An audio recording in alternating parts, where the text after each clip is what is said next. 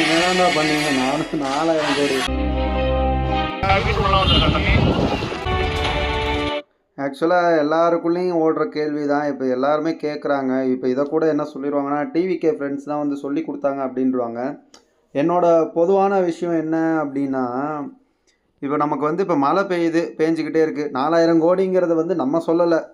ஆளும் அரசாங்கம் தான் 4000 கோடி செலவு பண்ணோம், இதை பண்ணோம், அதை பண்ணோம்னாங்க. 4000 கோடிங்கிற விஷயம் வந்து அவங்க சொல்லி தான் நமக்கு தெரியும். இப்போ மழை வரும்போது அந்த 4000 கோடி எங்கேன்னு கேட்குறது பொதுவான ஒரு இது என்ன சொல்கிறது, பொதுவான ஒரு ஜென்ரல் நாலேஜில் எல்லாருமே கேட்குறது தான் மக்கள். இன்னொன்று என்னை பொறுத்த வரைக்கும் இப்போ ஒரு ஒரு அரசாங்கம்னு இருக்குன்னு வைங்களேன். இப்போ நம்ம டிவிகேன்னு கூவுறோம்.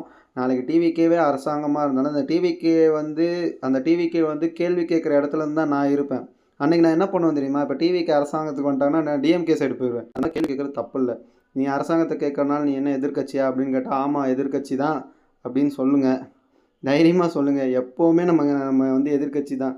ஆளும் அரசாங்கத்தை எதிர்த்து நின்று கேள்வி கேட்பதே வந்து ஜனநாயகம் ரோல் ஆகுது.